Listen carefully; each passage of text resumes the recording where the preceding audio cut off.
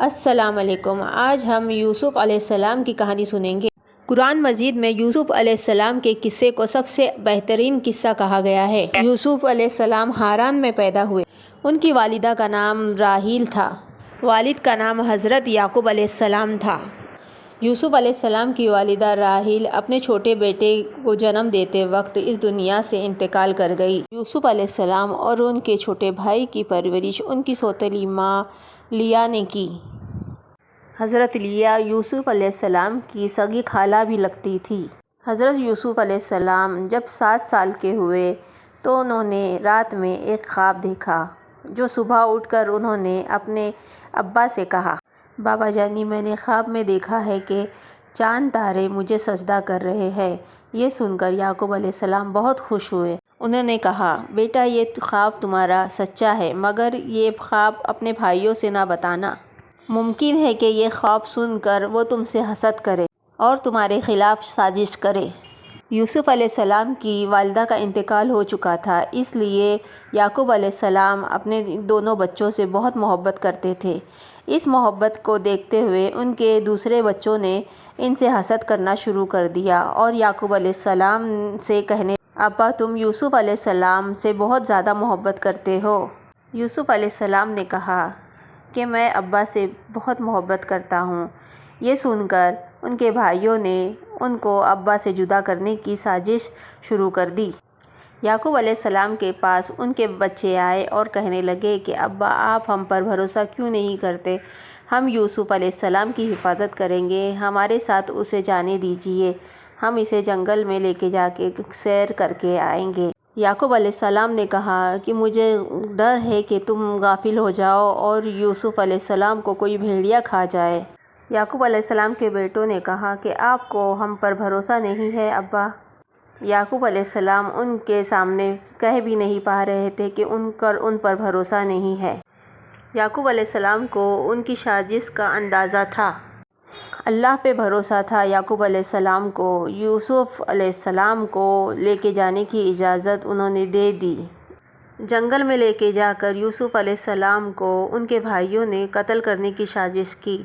ایک نے کہا، اسے قتل کر دیتے ہیں، تو دوسرے نے کہا، نہیں، اسے جنگل میں کوئی اندھیرے کنویں میں چھوڑ دیتے ہیں اور ابا سے جا کے کہیں گے کہ بھیڑیے نے کھا لیا ہے۔ سب نے مل کر منصوبہ بنایا کہ یوسف علیہ السلام کو ایک اندھیرے کنویں میں چھوڑ دیں گے، اور انہوں نے یوسف علیہ السلام کو ایک اندھیرے کنویں میں ڈھکیل دیا۔ وہ بہت چلائے، مگر انہوں نے نہیں سنی اور انہیں جنگل میں چھوڑ کر آ گئے۔ یوسف علیہ السلام کے کرتے پر بھیڑیے کا خون لگا کر ان کے بھائی یعقوب علیہ السلام کے پاس آئے اور رونے لگے اور کہا کہ ابا، ہم یوسف علیہ السلام کو بچا نہیں سکے، اسے بھیڑیا کھا گیا۔ یعقوب علیہ السلام اتنا روئے کہ ان کی آنکھ کی بینائی چھن گئی اور انہیں دکھائی نہیں دینے لگا، مگر یعقوب علیہ السلام کو اللہ پہ بھروسہ تھا۔ یوسف علیہ السلام جس کنویں میں تھے، وہاں سے ایک قافلہ مصر کی طرف جا رہا تھا اور وہاں پانی کے لیے رکا۔ جیسے ہی ڈول پانی کے لیے کنویں میں ڈالی گئی، یوسف علیہ السلام وہ ڈول پکڑ کر اوپر آ گئے۔ قافلے والے یوسف علیہ السلام کو دیکھ کر دنگ رہ گئے، اتنا خوبصورت بچہ اور کنویں میں کیسے گرا؟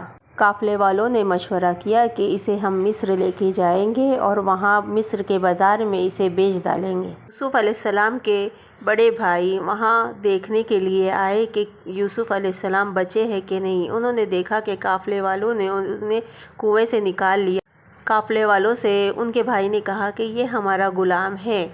یوسف علیہ السلام کے بھائی انہیں ڈرا رہے تھے اور کہا کہ اگر تم نے قافلے والوں کو بتایا کہ ہم تمہارے بھائی ہیں تو پھر ہم تمہیں نہیں چھوڑیں گے۔ اب تم انہیں بتاؤ کہ تم ہمارے غلام ہو اور ہم تمہیں یہاں سے لے کے جا رہے ہیں۔ تو انہوں نے یوسف علیہ السلام سے کہا کہ تم یہ اگر نہیں کرو گے تو ہم تمہیں قتل کر دیں گے۔ یوسف علیہ السلام نے قافلے والوں سے کہا کہ ہاں، میں ان کا غلام ہوں۔ یوسف علیہ السلام نے اپنے بھائی کی بات مان لی اور قافلے والوں سے کہا کہ ہاں، یہ میرے آقا ہے۔ قافلے والوں نے یوسف علیہ السلام کے بھائی سے کہا کہ اگر آپ اسے بیچنا چاہتے ہیں تو ہم اس کے خریدار بننا چاہتے ہیں۔ روایت میں آیا ہے کہ 20 دینار میں یوسف علیہ السلام کو ان کے بھائی نے قافلے والوں کو بیچ دیا۔ بہرحال قافلہ روانہ ہوا اور مصر کی جانب جا پہنچا۔ قافلے والوں نے مصر کے بازار میں یوسف علیہ السلام کو کم قیمت میں بیچ ڈالا۔ عزیز مصر جس کا نام اوطیفار تھا، اس نے یوسف علیہ السلام کو خرید لیا۔ عزیز مصر نے اپنی بیوی سے کہا کہ یوسف علیہ السلام کا اچھے سے خیال رکھو اور ان کے آرام کا پوری طرح خیال رکھو۔ ہو سکتا ہے کہ آئندہ یہ ہمیں بہت منافع دے، یا پھر ہو سکتا ہے ہم اسے اپنا بیٹا بنا لیں۔ عزیز مصر کے گھر والوں پر پورا اختیار حاصل ہو گیا یوسف علیہ السلام کا۔ نوکر چاکر ان کے سارے حکم سنتے تھے۔ یوسف علیہ السلام عزیز مصر کی دیکھ ریکھ میں پرورش پائی اور جوان ہوئے۔ یوسف علیہ السلام اتنے خوبصورت تھے کہ جو بھی ان کو دیکھتا ان کا دیوانہ ہو جاتا تھا۔ عزیز مصر کی بیوی زلیخا، جس نے یوسف علیہ السلام کا حسن دیکھ کر ان کی عاشق بن گئی۔ ایک دن زلیخا کو اکیلے میں یوسف علیہ السلام سے ملنے کا موقع مل گیا اور اس نے اپنی محبت کا اظہار کر دیا۔ یوسف علیہ السلام نے زلیخا سے منہ پھیر لیا اور کہا یہ سب گناہ ہے۔ یہ سنتے ہی زلیخا نے ان کے خلاف سازش رچنا چالو کر دی۔ اس کے آگے کی کہانی پارٹ 2 میں سنیں گے۔ اللہ حافظ۔